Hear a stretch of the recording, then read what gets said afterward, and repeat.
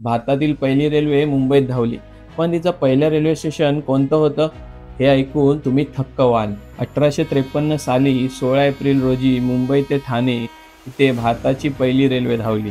ही railway 21 मैल म्हणजे जवळपास 34 किलोमीटरचं अंतर पार करत होती. या ऐतिहासिक प्रवासाची सुरुवात झाली बोरीबंदर स्टेशनवर, जे नंतर बदलून आजचं श्री छत्रपती शिवाजी महाराज टर्मिनस म्हणजेच CST बनलं आहे.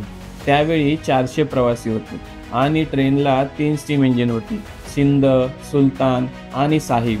सगळ्यात रोचक बाब म्हणजे हा प्रवास त्यावेळी फक्त 57 मिनिटांमध्ये पूर्ण झाला होता, म्हणजे आजच्या ट्रॅफिकपेक्षाही जलद. आज CSMT हे युनेस्कोचं वर्ल्ड हेरिटेज साईट आहे. इथे दररोज 30 लाखाहून अधिक लोक प्रवास करतात. तर अशा या बोरीबंदर स्टेशनवरून सुरू झालेली छोटीशी रेल्वे आज संपूर्ण भारताला जोडणारी जीवनवाहिनी बनली आहे. अशाच इंटरेस्टिंग व्हिडिओसाठी follow me and check out my content.